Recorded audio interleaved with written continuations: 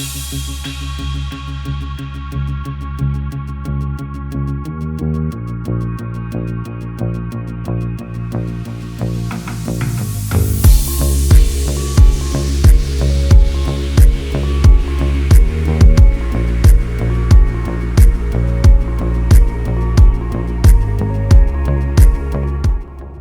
guys, welcome to a new video.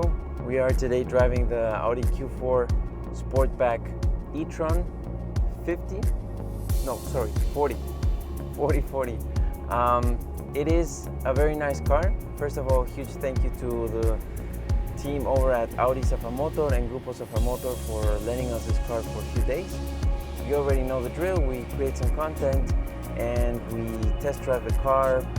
We get an impression of the vehicle, and so far I'm starting to like this electric car vibe. It was not so amazing or so convincing with the ID Buzz, to be honest. My main problem, or the biggest downside I saw with that car, was the capacity of receiving electricity while charging the car, which would be limited to 11 kilowatts per hour. So that is not a lot, and you cannot really make any profit or get any advantage out of the fast charging stations that are close to you. So with this car, it's a completely different story. It does support fast charging, I think up to at least 150 kilowatts, but I will blend in all the details of the car, battery, range and everything here on the video, so I won't bother you with all the facts and numbers while I'm driving and while I'm speaking. And first impression is the design from the outside. I love it. I really like it. For those who don't like the Sportback, there is a non-Sportback normal SUV version of the car, which is also very nice. I still cannot decide if I prefer the Sportback or the normal version of it. And also the layout here from the inside, when you look at it, it fits with the car, it fits with the idea, it fits with the design, it feels very modern, and this car has one of my favorite steering wheels. I like this one even better than the RS or S-line steering wheels. This feels very modern. This doesn't feel like a steering wheel in this shape. It looks very nice. I love the design. It's super comfortable to use it, and it's not too thin, it's not too thick, it's very nice. Now, the rest of the materials, why I said when you look at it, because when you touch it, it's a combination of things which I cannot fully understand why Audi did it this way. It doesn't feel as premium as it could. Obviously, we have to keep in mind this specific car we're driving right now is a very basic version of the Q4. It has the cloth seats, it's the sport seats, which are very comfortable, but there is no electric adjustment. There is lumbar support, but the rest is manual. Adjustment of the seats, moving around and everything, that's manual in this car, which is a surprise to me, but Audi obviously is not the only car company that does that. I'm just not agreeing with that idea. I would say if you're already buying an electric car which already has this price tag, at least basically the basic version, even if it has cloth seats, which I wouldn't offer. I know it's all a question of price and production and sustainability and everything, but when we're talking about the design and the materials that you use in a car, if you're already building a new car anyway, which isn't sustainable, if you want sustainability, just don't buy a new car. Try to recycle, try to reuse the cars that they're already there. But if you're doing an electric car, at least having electric adjustments everywhere. So it feels like you're paying, okay, it's not only the electric vehicle aspect, but it's also a premium car that I'm getting. And this doesn't feel as premium as other Audi cars available, which is interesting. I do think it makes a difference if you get the leather interior, because on the door you will get probably either Alcantara or leather, here as well, the armrest and everything. Right now this is cloth here. You have some soft touch materials here, but you also have straight beside the soft touch materials, hard scratchy plastic, and it's in areas where you will definitely scratch it because you pull with your fingers. If you have ladies usually have longer nails than men, then they close the door, it scratches, stuff like that. So in that aspect, the materials could be in general a little bit nicer, but it still feels like a cool car. And from the comfort of driving, for my taste, the suspension is a little bit too stiff. You do feel it in the back seats. It is quite stiff. In the front, it feels comfortable and it goes and rides well over bumps, but it's on the stiffer side. And there is a lot of tech already in this car. You have the blind spot sensor, you have the fully automated the ACC, the adaptive cruise control with the distance regulation and the sensors and everything. It has a reversing camera. You can also get this car with a front-facing camera. There is a lot of tech that you can get, as it is usual in any Audi car, which is nice. From the driving experience, it does feel, at least with this battery settings or setup, I think there's the 40 version and the 50 version. This is the 40 one. It doesn't feel super fast.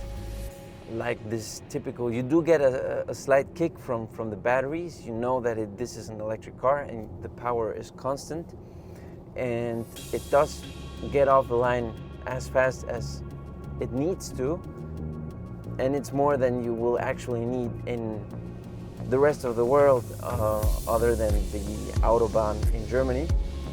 But the 50 version probably not only has a bigger battery, faster or better performance, but also a higher range. So I would try to go, if you're considering buying or leasing this car, getting it with the 50 configuration instead of the 40. And what else? Also, design, the spoiler at the back might be nice, might look nice, but it does get a bit in the way. It's a weird feeling looking on the mirror and seeing something splitting two parts of the rear window. I know it's two pieces of glass separately, but it's in the way. So it might bother you, might not bother you. It's just something you should keep in mind. And we've been driving this car for a few days now, and we've been already driving at least over 300 kilometers. We charged it halfway through the battery. It had 58%. We were at the shopping mall with some cafes. We did some work there, and we decided to charge the car. And we were working for about 4 hours. And in those 4 hours, we managed to charge the battery full to 100%. So the range shown was, at the beginning when you turn on the car, 530 something kilometers. Then as you started driving, it went down to 475, 79. Right now we have 88% of the battery, and we have a range apparently to 424. Those predictions are a bit confusing because they do change quite drastically. If you're driving faster, if you have more AC on, if it's warmer, if it's colder, it does have an influence on it. So I'm still doing the test to see what the real range is. I don't think I'll manage to empty the battery before I give the car back, which would be tomorrow and throughout the day. So let's see. It's a great car.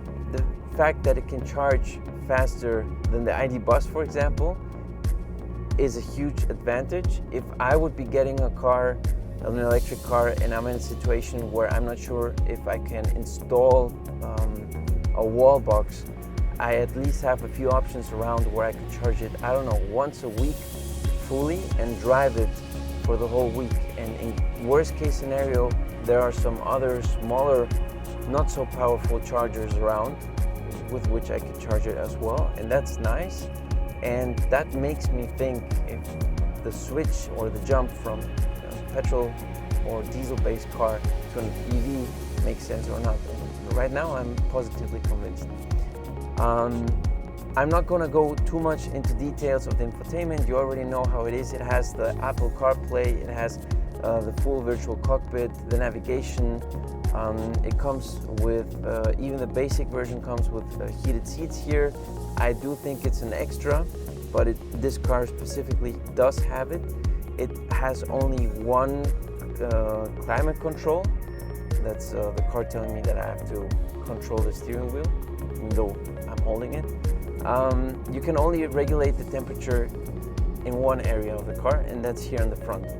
There is not a dual zone or three zone climate control, and this basic version doesn't even have the vents here at the back. So do check the equipment of the car. Also, there are some very great deals on this car, at least here in Europe. If I'm looking, I don't know, in Holland or in Germany, there are some good deals of this car second-hand with just a few kilometers on it and with very good equipment. It's also missing the sunglass roof. There are still many things you could upgrade the car with to make it feel more premium, but those are just extras. If we're talking about the car itself, it has basically everything you need, and it's very well equipped.